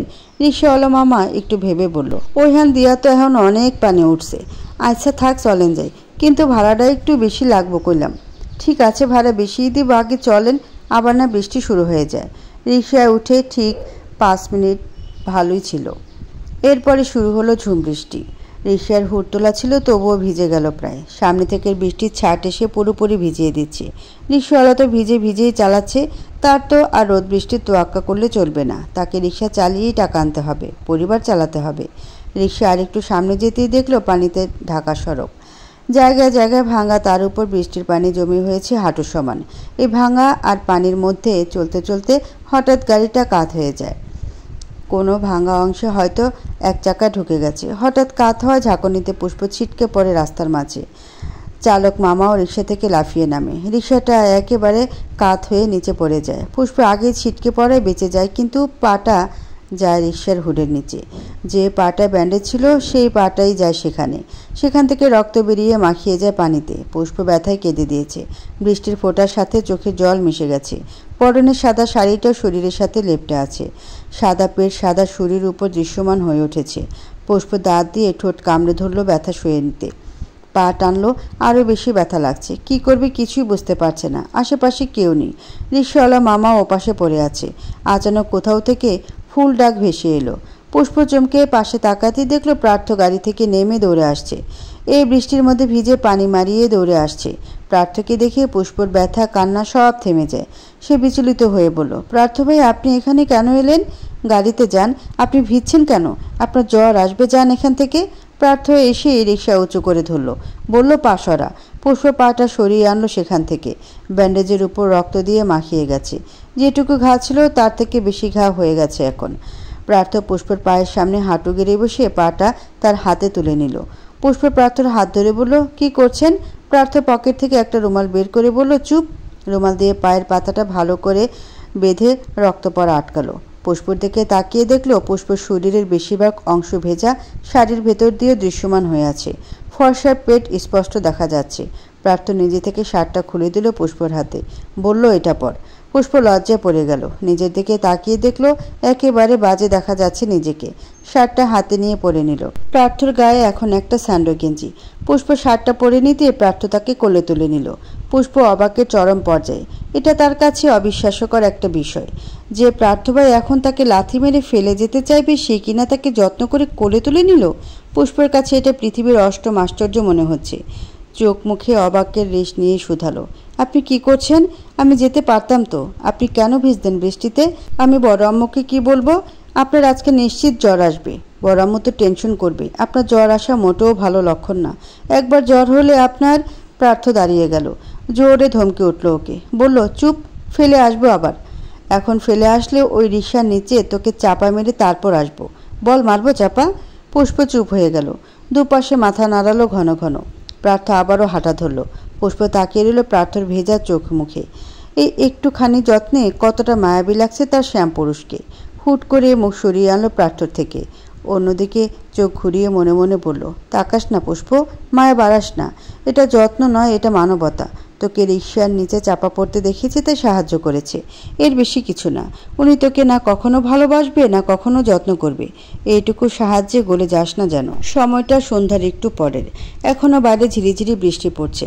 বৃষ্টির ঠান্ডা হাওয়া এসে শীতল করে দিচ্ছে প্রার্থর কক্ষ। প্রার্থর এই রুমেই সকলের আনাগোনা চলছে। প্রার্থ সোফায় বসে একটু পরপর হাঁচি দিচ্ছে। টিস্যু দিয়ে নাক মুছতে মুছতে একেবারে লাল করে ফেলেছে। তার সামনে বসে আছে তার শুভাকাঙ্ক্ষীরা। প্রার্থর বিপরীত পাশে সোফায় আছে পূর্ণিমা বেগম, প্রিয়া, পুষ্প এবং অন্য পাশে সানা, অন্ত বসা। পূর্ণিমা বেগম চিন্তিত হয়ে বারবার প্রার্থকে বলছে, বাবা কেমন লাগছে তোর? ডাক্তার ডাকি? আশরাফকে বলি ও আসার সময় ডাক্তার নিয়ে আসবে। প্রার্থ টিস্যু দিয়ে নাক মুছে বলল, কোনো দরকার নেই মা, এখনও জ্বর আসেনি, কিন্তু আসতে কতক্ষণ? যেভাবে হাঁচি দিচ্ছিস একটু পরে দেখবি জ্বরে গা পড়ে যাচ্ছে। পুষ্প বলল, তুমি এত চিন্তা করো না বড় আম্মু, কিছু খাইয়ে একটা প্যারাসিটামল খাইয়ে দিই এখন। কাল যদি জ্বর বেশি হয় তাহলে ডাক্তার আনা যাবে। সানা আগ বাড়িয়ে বলল, আচ্ছা প্রার্থ, তুমি কি খাবে বলো, আমি করে নিয়ে আসি। পুষ্প খপ করে ধরে ফেলল সানার হাত। বলল, তুমি কেন কষ্ট করবে সানা আপু? তুমি মেহমান আমাদের, তোমাকে দিয়ে কাজ করানো সাজে না। আমি আছি তো, আমি কিছু বানিয়ে আনছি। প্রার্থ আরেকটা হাঁচি দিয়ে বলল, কারো কিছু করতে হবে না, আমি এখন কিছু খাবো না। সবাই যাও, আমি একটু রেস্ট নিব। পূর্ণিমা বেগম আবার বলেন, তা কি করে হয় বাবা? কিছু একটা খেয়ে ওষুধ খেয়ে নে, তাহলে একটু স্বস্তি পেতাম, নয়তো সারা রাত চিন্তায় থাকবো। প্রার্থ হার মেনে নিল। তার মা কেমন সে জানে। সব সময় সব কিছু নিয়ে অতিরিক্ত চিন্তা করেন ভদ্রমহিলা, যেটা ওনার জন্য খুবই খারাপ। হাড় দুর্বল মানুষের এত স্ট্রেস নেওয়া উচিত নয়। মা যেন একটু হলেও চিন্তামুক্ত থাকে, সেজন্য প্রার্থ রাজি হলো। বলল, ঠিক আছে, আমি খেয়ে ওষুধও খেয়ে নেব, তুমি গিয়ে ঘুমাও, তোকে খাইয়ে দিয়েই যাই। কি খাবি বাবা? প্রার্থ কি খাবে? তার এখন কিছুই মুখে দিতে ইচ্ছে করছে না। শরীর ক্রমশ গরম হচ্ছে। কিছুক্ষণের মধ্যেই তাকে জ্বরে ঝাপকে ধরবে। তখন সব কিছু গুলিয়ে যাবে। কিছু কিছু মানুষ আছে যাদের বৃষ্টির ফোঁটা মাথায় পড়লে মাথায় ব্যথা হয় প্রচুর। আবার কিছু মানুষ আছে যাদের একটু বৃষ্টি ফোঁটা 3 দিনের জ্বরের কারণ হয়। প্রার্থরও তাই। ছোটবেলা থেকে বৃষ্টিতে ভিজলে এই জ্বরে কাতর হয়ে পড়তো ছেলেটা। পুষ্পরা বৃষ্টিতে সবসময় ভিজলেও প্রার্থ সহজে ভিজত না। প্রার্থ কী খাবে ডিসাইড করতে পারছিল না বলে পুষ্প বলল, আচ্ছা আপনার জন্য বরং একটু স্যুপ করে নিয়ে আসি, এখন অন্য কিছু খেতে মন চাইবে না হয়তো। প্রার্থ বলল হুম। এরপর আবার মনে পড়ার মতো বলল, তোর তো পায়ে ব্যথা, তোকে করতে হবে না, প্রিয়া করে নেবে। প্রিয়া না করে দিল সাথে সাথে। এ মা, আমি পারবো না, আমার হাতের রান্না যে খাবে সে আর দুনিয়ায় থাকবে না।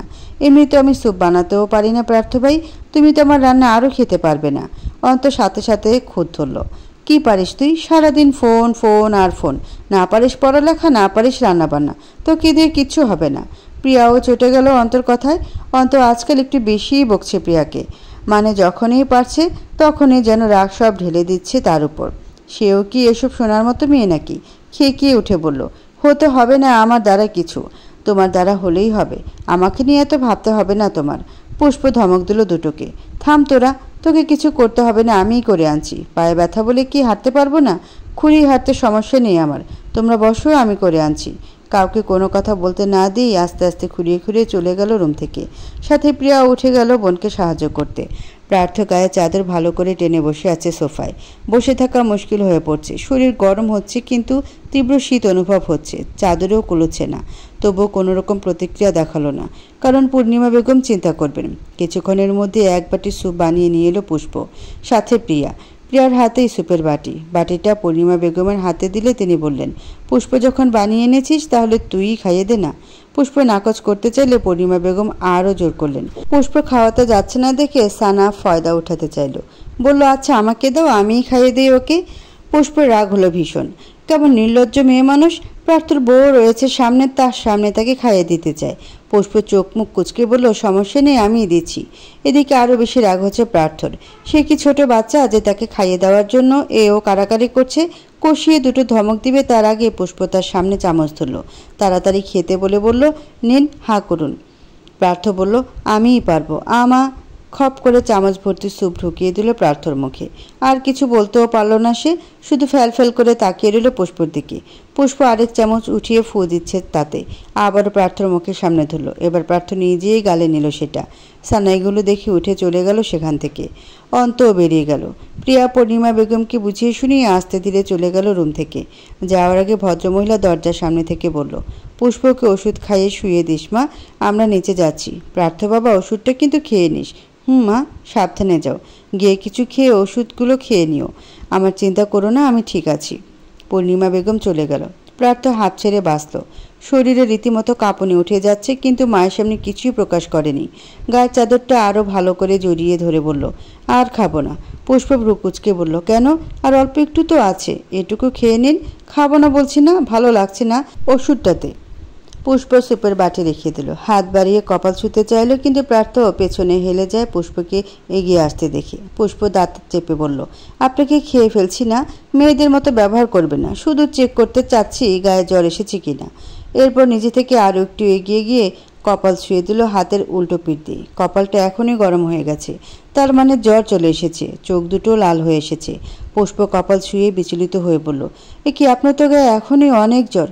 দাঁড়ান, আমি ওষুধ দিচ্ছি, খেয়ে শুয়ে পড়ুন। পুষ্প ওষুধ নিয়ে এসে খাইয়ে দিল প্রার্থকে। নিজের ব্যথাযুক্ত পা নিয়ে প্রার্থকে খাটে নিয়ে শুয়ে দিল। প্রার্থর শরীরে কাঁপুনি উঠে গেছে। পুষ্প ভালো করে দুটো কম্বল দিয়ে তাকে ঢেকে দিল। প্রার্থর চোখ বন্ধ করে আছে, খুলে রাখা আর সম্ভব হচ্ছে না। পুষ্প কিছুক্ষণ তাকিয়ে রইল ঘুমন্ত প্রার্থর দিকে। চুলগুলোকে কপাল থেকে সরিয়ে দিয়ে বলল, সরি প্রার্থ ভাই, আমার জন্য আপনাকে কষ্ট করতে হচ্ছে। আপনি চিন্তা করবেন না, তাড়াতাড়ি সুস্থ করে তুলব আপনাকে। আমি যতই বলি আপনাকে কষ্ট দিব, আমাকে দিয়ে বোধহয় তা আর হবে না। আপনাকে কষ্টে দেখলে আমার নিজেরও কষ্ট হয়। নিজেকে নিজে কি করে কষ্ট দিয়ে বলুন? আমি তো আপনার মতো নিষ্ঠুর নই। আর কিছু বলল না পুষ্প, বেরিয়ে গেল রুম থেকে। নিচে গিয়ে বড় আম্মুকে খাইয়ে ওষুধ খাইয়ে দিয়ে আসবে। এলাচিটাকেও প্রার্থর জন্য রুমে আনতে পারছে না, তাকে ওখান থেকেই খাইয়ে প্রিয়ার সাথে রেখে আসবে। পুষ্পর নিচ থেকে উপরে আসতে আসতে প্রায় 10টা বেজে গেল। উপরে রুমে এসে দরজা আটকে প্রার্থর কাছে আসলো। সে যেভাবে শুয়ে দিয়ে গেছিল সেইভাবে নেই প্রার্থ, নড়াচড়া করছে বোধহয়। বালিশটা মাথা থেকে সরে গেছে, ঘাড়টা বেঁকে আছে। পুষ্প শ্বাস ছেড়ে হাঁটু ফেলে বিছানায় উঠে বসলো। প্রার্থর মাথাটা আলগোছে হাতে তুলে নিল, বালিশটা ঠিক করে দিয়ে আবার মাথাটা বালিশে নামিয়ে দিল। পুষ্প প্রার্থর উপর ঝুঁকিয়ে তাকে ঠিক করছিল। হঠাৎ প্রার্থ দু হাত দিয়ে তাকে টেনে ধরে। পুষ্প সোজা গিয়ে পড়ে প্রার্থর বুকের উপর। মেয়েটা হতভম্বের মতো তাকালো প্রার্থর দিকে। প্রার্থ এখনও ঘুমে বিভোর, তার হাত দুটো পুষ্পর পিঠে। প্রার্থ হয়তো একটু গরম জায়গা খুঁজছে। পুষ্প উঠবে কি তাকে আরও শক্ত করে চেপে ধরল নিজের সাথে। এরপর কিছু বুঝে ওঠার আগে পুষ্পকে কোলবালিশের মতো করে শুয়ে দেয় পাশে। দু হাতে জড়িয়ে ধরে মুখ গুজে দেয় পুষ্পর গ্রীবায়। ঘটনা এত তাড়াতাড়ি হলো যে পুষ্পর বুঝে উঠতে একটু বেগ পেতে হলো। বুঝেও বা কী করতে পারবে? প্রার্থর অমন শক্ত থাবার হাত থেকে বাঁচা অসম্ভব। প্রার্থ শুধু ওম খুঁজে যাচ্ছে। দুহাতে একদম আষ্টে পৃষ্ঠে জড়িয়ে ধরেছে পুষ্পকে। পুষ্পর গলায় প্রার্থর গরম নিঃশ্বাস আছড়ে পড়ছে। এরকম আকস্মিক ছোঁয়ায় পুষ্পর অস্বস্তি হচ্ছে। তরতরিয়ে ঘামছে মেয়েটা। শ্বাস ভারী হয়ে আসছে, শরীরের প্রতিটি রন্ধ্রে শিহরণ বয়ে যাচ্ছে। বুকের উপাটান বেড়ে গেছে কয়েক গুণ। শুধু ফ্যাল করে তাকিয়ে আছে সিলিংয়ের দিকে, দুই হাত ছড়ানো দুপাশে। প্রার্থকে জড়িয়ে ধরেনি সে, যার কারণে প্রার্থ বারবার নড়ে চড়ে উঠছে। পুরুষালে দুই হাত ঢুকিয়ে দিয়েছে পুষ্পর পিঠের নিচ দিয়ে, নিজের শরীর ছেড়ে দিয়েছে পুষ্পের উপর। প্রার্থর এত বড় শরীরের কাছে পুষ্প নেহাতই চুনোপুটি এক মেয়ে। তার উপর প্রার্থর শরীর আগুন গরম হয়ে আছে। পুষ্পের এতে আরও ঘাম ছুটে যাচ্ছে। পুষ্প শুকিয়ে যাওয়া গলাটা ঢোক গিলে ভিজিয়ে নিল। কি করবে বুঝতে পারছে না। ডাকবে কি প্রার্থ ভাইকে? মনে মনে 7-5 ভেবে ডেকে উঠল তাকে। প্রার্থ ভাই শুনছেন? আপনার কি খুব শীত করছে? আর একটা কম্বল এনে দিব, শুনছেন? প্রার্থর গায়ে মৃদু ধাক্কা দিতেই সে আরও নড়ে উঠল। পুষ্পকে আরও শক্ত করে নিজের মাঝে আটকে অস্পষ্ট বলে উঠল, ফুল। পুষ্পর দুনিয়া থমকে যায়। বুকের মাঝে ধুকপুক করতে থাকা যন্ত্রটাও বোধহয় বিট করা বন্ধ করে দিল। শ্বাস নিতে কষ্ট হলো। চোখের কটর আপনা আপনিই ভরে গেল জলে। ফুল ডাকটা কতদিন পর ডাকলো প্রার্থ ভাই? 3 মাস না 3 বছর। পুষ্পর কাছে তো 3 মাসকে 300 বছরের মতো মনে হচ্ছে। 3 মাস ধরে প্রার্থ পুষ্পকে ফুল বলে ডাকে না, শুধু একটা ভুলের কারণে। পুষ্পের ভালোবাসা প্রকাশ করার পর থেকে প্রার্থ আর ডাকে না তাকে এই নামে। আজ দুবার ডাকলো।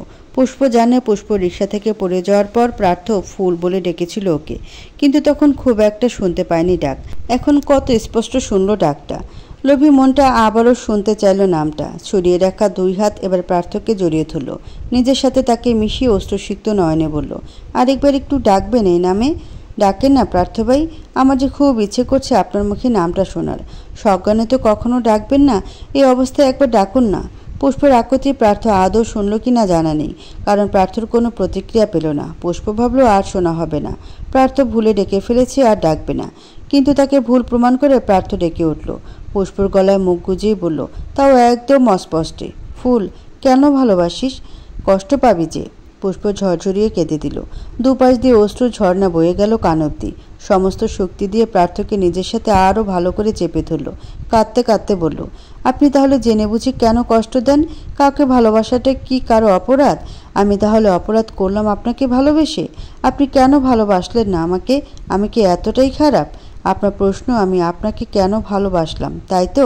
কিন্তু আমি তো নিজেও জানি না আমি কেন ভালোবাসলাম। কি করে জবাব দিব? আপনার মাঝে একজন আদর্শ পুরুষ দেখেছিলাম। আপনার কেয়ার, আপনার পার্সোনালিটি ভালো লাগতো। ভালো লাগা কবে ভালোবাসা হলো আমি নিজেও জানি না। যদি আগে জানতাম যে আপনাকে ভালোবাসা এতটা কষ্টের হবে, তাহলে ভালো লাগাও ছেড়ে দিতাম। কখনোই ভালোবাসার মতো পাপ করতাম না। পুষ্প একাই কথা বলে গেল অনেকক্ষণ। প্রার্থর কোনো হেলদোল নেই। বেহুশ প্রেমিকের কাছে জানালো হাজার অভিযোগ, অভিমান। একটু শোনাতে চাইলেও তার ভেতরে ঠিক কতটা কষ্ট লুকিয়ে। বাইরে থেকে তাকে যতটা কঠোর মনে হয়, সে আসলে তার থেকেও বেশি নরম।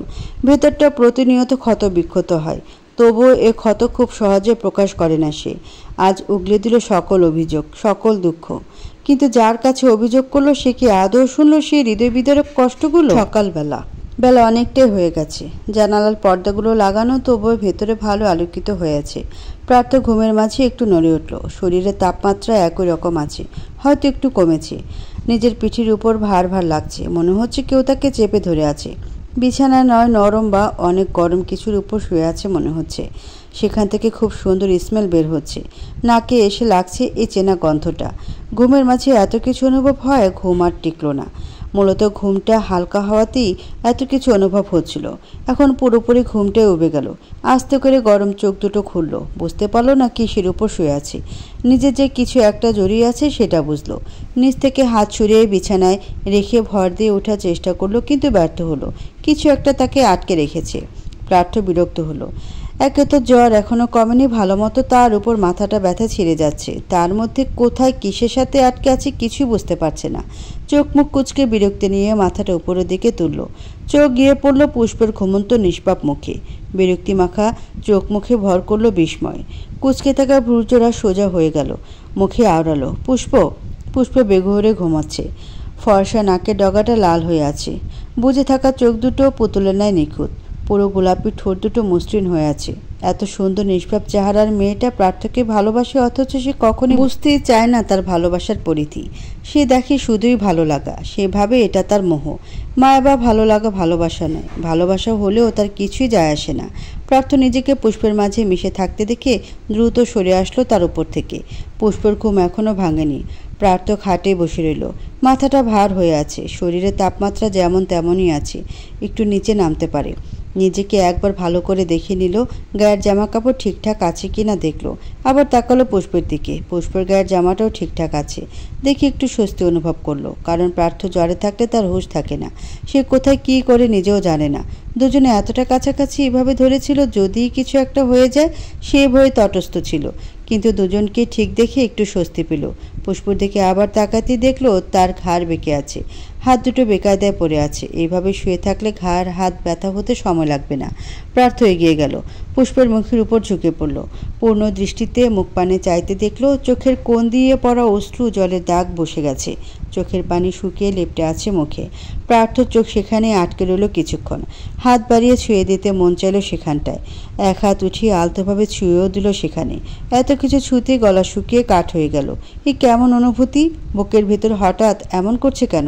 হাতটা সরিয়ে আনলো সেখান থেকে। মাথাটা বেঁকে আছে দেখেও ভালো লাগছে না। সোজা করে দিতে মন চাচ্ছে বারবার। আজকাল মনটারও কী সব অদ্ভুত কাজ করতে ইচ্ছে করে, যেগুলো সে কোশমিনকালেও করতে চায় না।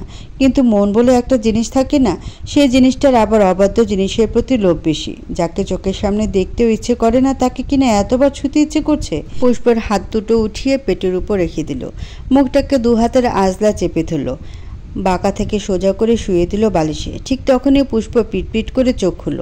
এমন সময় যে পুষ্প চোখ খুলবে তা মোটেও আশা করেনি সে। দুজনে মুখোমুখি হয়ে আছে। প্রার্থর মুখ পুষ্পের মুখের ঠিক ওপরে। প্রার্থ যেন তার উপর থেকে সরে যাওয়া ভুলে গেল। পুষ্প প্রার্থর চোখে চেয়ে কাতর কণ্ঠে বলল, কাছে এসে মায়া কেন বাড়ান? আমি তো দূরে যেতে চাইছি। পুষ্পের কথা শুনে হুট করে সরে গেল ওপর থেকে। সোজা হয়ে বসে বলল, ভুল ভাবছিস। তোকে ঠিক করে শুয়ে দেওয়ার কোনো ইচ্ছে নেই আমার। পুষ্প হেসে বলল, আমি তো আপনাকে এমন কিছু বলিনি। অপ্রস্তুত হয়ে নিজে থেকেই আবল তাবল বলে দিয়েছে প্রার্থ। তবুও নিজের অপ্রস্তুত ভাবটাকে প্রকাশ করতে দিল না। গম্ভীর্যতা বজায় রেখে বলল, তুই কি বলেছিস? পুষ্প উঠে বসে বলল, কিছু না, বাদ দিন। আপনার জ্বর কমেছে? পুষ্প এগিয়ে গিয়ে প্রার্থর কপালে হাত রাখলো। তাপমাত্রা দেখে হাতটা সরিয়ে এনে বলল, ইস, এখনও একই রকম অবস্থা। ওষুধেও তো কাজ হলো না। আমি ডাক্তার আঙ্কেলকে ফোন করছি। আপনি শুয়ে থাকুন, আমি খাবারের ব্যবস্থাও করে দিচ্ছি। অনেক বেলা হয়ে গেছে। এক প্রকার এড়িয়ে যাওয়ার মতো চটজলদি উঠে চলে গেল রুম থেকে। প্রার্থ দু হাতে মাথা চেপে বসে রইল সেথায়। কী যে হচ্ছে নিজের সাথে নিজেরই বোধগম্য হচ্ছে না। ভালো লাগছে না কিছুই। সকাল গড়িয়ে বিকেল হয়েছে। আজ সারাদিনে মেঘের ছিটেফোঁটাও দেখা যায়নি আকাশে। মেঘমুক্ত রৌদ্রোজ্জ্বল আকাশ ছিল। সকাল গড়িয়ে বিকেল হয়েছে। আজ সারাদিনে মেঘের ছিটেফোঁটাও দেখা যায়নি আকাশে।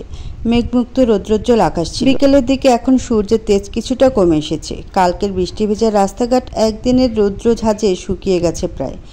অর্ণবরা দুপুরের পর দিয়ে এসেছে প্রার্থদের বাসায় রোগী দেখতে। তাদের বন্ধুদের জ্বর আসলে আধমরা রোগী হয়ে যায়, তা তাদের ভালো মতোই জানা আছে। প্রার্থ বালিশে হেলান দিয়ে বসে আছে, গায়ে কাঁথা জড়ানো। আর তার এপাশে ওপাশে সামনে খাটে চেয়ারে বসে আছে বন্ধুরা। প্রার্থ একটু পরপর হাঁচি দিচ্ছে। নাক লাল হয়ে গেছে মুছতে মুছতে। ডাক্তার এসে চেক আপ করে গেছে সকালে। জ্বর মেপে ওষুধ দিয়ে গেছে। এখন তাপমাত্রা আগে থেকে একটু কম। সকালের দিকে আরেকটু অসুস্থ হয়ে যাওয়ায় পুষ্প মাথায় জলপট্টি দিয়ে দিয়েছে। দুপুরের দিকে প্রার্থ নিজে থেকেই শাওয়ার নিয়ে নিয়েছে। এখন একটু আরাম বোধ করছে। প্রার্থ বারবার হাঁচি দিচ্ছে বলে রকি বলে উঠল, ভাই তুই এমন তাগড়া পুরুষ মানুষ, তোর জ্বর হলে এমন মেয়ে মানুষের মতো হয়ে যাস কি করে বুঝি না। কার্তিক বলল, এটা হচ্ছে ওর জন্মগত রোগ। এই রোগীর জন্য আমাদের ভাবি আছে, সমস্যা নেই। মেয়েদের মতো হয়ে গেলে আবার তাকে পুরুষ করে তুলতে পারবে। প্রার্থ নাক টেনে কপাল কুঁচকে বলল, ওর জন্য হয়েছে এগুলো। না ওর অ্যাক্সিডেন্ট হতো আর না আমাকে ভিজতে হতো। কথা শেষে আবারও হাঁচি দিল প্রার্থ। হৃদয়ের হাতে মিনি গিটার ছিল, প্রার্থ এনেছিল প্রান্তর জন্য। সেটাকে এখন নিজের আয়ত্ত করে নিয়েছে সে। গিটারে টুংটাং দুটো শব্দ করে সুর লাগিয়ে বলল, তোমরা যে যাই বলো আমাদের হিরোর ভালোবাসা কিন্তু বিরল। বেচারা জানে ভিজলে সে আধমরা হয়ে যায়, তবুও আমাদের ভাবে কি হিরোর মতো করে উদ্ধার করে নিয়ে এসেছে। বা কে সিন! হ্যাঁ, সিনটা রিক্রিয়েট করতে পারলে চক্ষুটা মোর শীতল হইয়া যাইত। হৃদয়ের টিটকারিমূলক কথা সকলে হেসে দিল। তখনই ঘরে ঢুকলো পুষ্প। হৃদয়ের কথা সেও শুনল, কিন্তু আমলে নিল না, কারণ সে জানে প্রার্থর মনে কোনো ভালোবাসা টালোবাসা নেই। হৃদয় প্রার্থ পায়ের কাছে বসায় তাকে পা দিয়ে লাথি দিয়ে বলল, বাজে বলা বন্ধ কর। পুষ্প রুমে ঢুকে সবার উদ্দেশ্যে বলল, আপনারা নিচে চলুন, নিচে আপনাদের জন্য চায়ের ব্যবস্থা। রকি পুষ্পকে ডেকে বলল, আরে ভাবি, তুমি এখানে না বসিয়ে আমাদের জন্য কিছু বানাতে কেন গেলে? আমরা এখন কিছু খাবো না। বেশি কিছু না তো, শুধু চাই তো। আচ্ছা, আমি এখানেই নিয়ে আসি তাহলে। অর্ণব আটকে দিল পুষ্পকে। বসা থেকে উঠে এগিয়ে গিয়ে বলল, লিটল প্রিন্সেস, তোমার তো পায়ে ব্যথা, এভাবে হেঁটে হেঁটে বারবার উপর নিচে যাচ্ছ কেন? পায়ে সমস্যা হতে পারে। আচ্ছা দাঁড়াও তো দেখি কতটা কেটেছে। অর্ণবকে পুষ্পের কাছে দেখে প্রার্থর কি হলো কে জানে, সে গম্ভীর গলায় ডাকলো পুষ্পকে। পুষ্প! পুষ্প চমকে তাকালো প্রার্থের দিকে, সাথে বাকি সবাইও তাকালো। পুষ্প সন্ধিহান কণ্ঠে বলল, হ্যাঁ বলুন, কিছু লাগবে আপনার? প্রার্থ একই সুরে বলল, এদিকে আয়। পুষ্প অর্ণবকে ফেলেই খুঁড়িয়ে এগিয়ে গেল প্রার্থের দিকে। বলুন, কিছু লাগবে? প্রার্থ কি বলবে? কেন ডাকলো পুষ্পকে?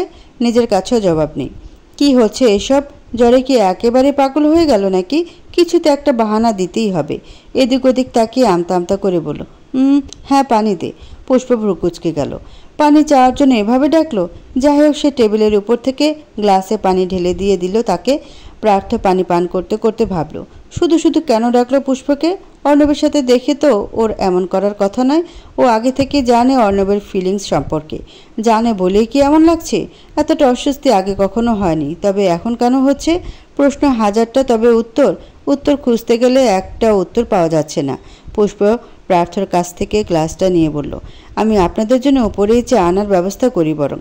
অর্ণব সাথে সাথে বলে উঠল, তুমি একা সবগুলো আনতে পারবে না, চল আমি সাহায্য করছি। পুষ্প বারণ করলো, সমস্যা নেই ভাইয়া, নিচে প্রিয়া রুবি খালা আছে, ওরা সাথে আনবে। অর্ণব নিজের কথা অটল থেকে বলল, তবুও চলো, যেটুকু পারি সাহায্য করে দেব। পুষ্প আর কিছু বলল না, চলে গেল। সাথে পেছনে পেছনে গেল অর্ণব। অর্ণবের বাড়াবাড়ি দেখে রাগ হলো কার্তিকের। বেটা জানে এখন পুষ্প প্রার্থর বউ, তারপরেও কেন পুষ্পের সাথে এভাবে কথা বলতে হবে? কার্তিক চোখ ঘুরিয়ে তাক করলো প্রার্থর পানে। সেও শক্ত চোখে দরজার পানে চেয়ে আছে। ধারালো চোয়াল স্পষ্ট জানান দিচ্ছেন দাঁতের দাঁত চাপার ব্যাপারটা। রুম থেকে বেরিয়ে একটু সামনে এগোতে অর্ণব ডেকে উঠল, প্রিন্সেস। পুষ্প দাঁড়িয়ে গেল করিডোরে। পেছনে ঘুরে প্রশ্নসূচক দৃষ্টিতে তাকালো অর্ণবের দিকে। অর্ণব বলল, তোমার সাথে ইম্পর্টেন্ট কথা আছে। হ্যাঁ বলুন, কি কথা? অর্ণব আগে পিছিয়ে তাকিয়ে নিশ্চিত হয়ে নিল কার উপস্থিতি আছে কিনা আশেপাশে। জায়গা ফাঁকা দেখে বলল, তোমাকে বলেছিলাম না কোনো ভালো আইডিয়া পেলেই তোমাকে জানাবো? পুষ্প মনে করে বলল, হ্যাঁ বলেছিলেন, পেয়েছেন কিছু? প্রশ্নটুকু উৎফুল্লতার সাথে করলেও পরপর আবার মিয়ে গেল মেয়েটা। কিন্তু আইডিয়া পেলেই বাকি। এই জীবনে ওনাকে পাওয়ার আশা ছেড়ে দিচ্ছি। আগে আমার কথা শোনো। এত আগে হাল ছাড়লে কি করে চলবে? আমার মতে তুমি স্ট্রং, সাহসী মেয়ে। তোমার মতো মেয়ের এত সহজে হার মানলে চলে? আমি আছি তো তোমার পাশে। বলেছি না তোমার ভালোবাসা পাইয়ে দিব, তার মানে দিবই। পুষ্প হেসে বলল, আচ্ছা তো কি করতে চাইছেন? তুমি একটু আগে কিছু খেয়াল করেছো? পুষ্প না বুঝে বলল, কখন? একটু আগে যখন প্রার্থ পানি চাইল। পুষ্প মনে করতে চাইল পানি দেওয়ার সময় কি হয়েছে, যেটা খেয়াল করার মতো বিষয়, কিন্তু কিছু মনে করতে পারল না। এমন কিছু তো হয়নি, মনে করতে ব্যর্থ হয়ে বলল, কি হয়েছিল তখন? কি খেয়াল করার কথা বলছেন? অর্ণব হেসে বলল, তুমি সত্যিই অনেক বোকা। শোনো, আমিই বলি। আমি যখন তোমার পায়ের ক্ষতটা দেখতে চাইছিলাম, ঠিক তখনই ও ডেকে উঠল। আর ডাকার ধরনটা দেখেছো তুমি? ডাকার আবার ধরন হয় নাকি? আপনি কি বলতে চাইছেন একটু পরিষ্কার করে বলুন তো, আমার বুঝতে অসুবিধা হচ্ছে। Partha jealous, little princess. ও জেলাস ফিল করছে আমাকে তোমার পাশে দেখিয়ে। আমি খুব ভালো করে ওর চোখ মুখ খেয়াল করেছি। ও জেলাস। আর একজন মানুষ আরেকজনের প্রতি তখনই জেলাস হয় যখন বিষয়টা তার প্রিয় মানুষকে নিয়ে হয়। পুষ্পের এখনও বুঝতে অসুবিধা হচ্ছে। বিশ্বাস হচ্ছে না প্রার্থ ওকে নিয়ে জেলাস। মনে হাজারো প্রশ্ন তৈরি হয়েছে। সে প্রশ্নে উগলে দিল অর্ণবের কাছে। কিন্তু উনি কেন আপনার উপর জেলাস ফিল করবে, তাও আবার আমার জন্য? আমাকে তো উনি দেখতেই পারে না। আর তার উপর আপনি ওনার বন্ধু, আপনার সাথে কথা বললেই কি? আমি তো সবার সাথেই এভাবে কথা বলি। এখন পুষ্পকে বোঝাবে কে যে সবাই আর অর্ণব এক নয়? অর্ণবের অনুভূতি আর সবার অনুভূতি এক নয়। যে অনুভূতি সম্পর্কে পুষ্প অবগত না হলেও প্রার্থ অবগত। পুষ্পকে তো সব খুলে বলাও যাবে না। অর্ণব বুদ্ধি করে শর্টকাটে সব বোঝাতে চাইল। বলল, দেখো, ভালোবাসার অনুভূতি একদিনে অনুভব করা যায় না। অনুভূতিটাকে স্বীকৃতি দিতেও আমাদের সময়ের প্রয়োজন হয়। আমরা যখন প্রথম কারো প্রেমে পড়ি তখন সেটা উপলব্ধি করতে আমাদের অনেক সময় লাগে। প্রার্থর ক্ষেত্রেও তাই ধরতে পারো। তুমি এখন ওর বউ, আর বউয়ের প্রতি কোনো মানুষের যে একটুও টান থাকবে না এমনটা কিন্তু নয়। যখন তার মাথায় একটা কথা আসবে যে সে আমার বউ, তখন হয়তো ভেতরের অনুভূতিটা চেঞ্জ হবে। তবে তাকে তার নতুন অনুভূতিদের সাথে পরিচয় করিয়ে দিতে হবে আমাদের। তোমাকে এত কিছু ভাবতে হবে না। তুমি শুধু ভাবো প্রার্থ আমাকে তোমার পাশে দেখে জেলাস ফিল করছে। তাহলে এখন আমাদের করণীয় কি? পুষ্প বোকা বনে গেছে অর্ণবের এত কথায়। তবে কথার অর্থগুলো অবশ্যই বুঝতে পেরেছে। কিন্তু প্রার্থ যে জেলাস এটা মানতে কষ্ট হচ্ছে। তাই অর্ণবের প্রশ্নের উত্তরে বোকা বোকা কণ্ঠে বলল, কি? অর্ণব কপাল চাপড়ে বলল, এটুকুও বোঝো না? আর তুমি নাকি ভালোবাসো? ভালোবাসা কি এগুলো বুঝলেই হয়? অর্ণব তপ্ত শ্বাস ফেলে বলল, আচ্ছা আমি বুঝিয়ে দিই। আমাদেরকে প্রার্থকে আরও জেলাস করাতে হবে। শোনো, এই জেলাসি থেকে আস্তে আস্তে ভেতরে ভালোবাসা তৈরি হবে। বুঝেছো তো? বুঝলাম, কিন্তু জেলাস ফিল করাবো কি করে? আমি আছি না, টেনশন নিচ্ছ কেন? আমি যা যা করতে বলবো তাই করবে। প্রার্থর সামনে আমার সাথে বেশি বেশি কথা বলবে, হেসে হেসে কথা বলবে। তারপর চেক করবে ওর জেলাসি লেভেল কতটা। যদি এতেও কাজ না হয় তাহলে আমরা অন্য পন্থা বাছাই করব। আমাদের কাছে কি উপায়ের অভাব আছে নাকি? তুমি দেখো, প্রার্থকে তোমার প্রেমে ফেলেই ছাড়বো। পুষ্প হাসলো অর্ণবের মাসুম ব্যবহারে। মানুষটা পুষ্পর জন্য কতটা করছে। আজকাল কেউ কারোর জন্য এতটা করে? পুষ্প প্রসন্ন সুরে বলল, আপনাকে আমার ভাইয়া কম বেস্ট ফ্রেন্ড বেশি মনে হয়। অর্ণব হাত বাড়িয়ে দিয়ে বলল, তাহলে বেস্ট ফ্রেন্ডই সই। প্ল্যানের প্রথম ধাপ ফ্রেন্ডশিপ দিয়েই হোক। প্রার্থ আমাদের বন্ধুত্ব দেখবে আর লুচির মতো ফুলবে। পুষ্প হাত মিলিয়ে হ্যান্ডশেক করে বলল, তবে তাই হোক।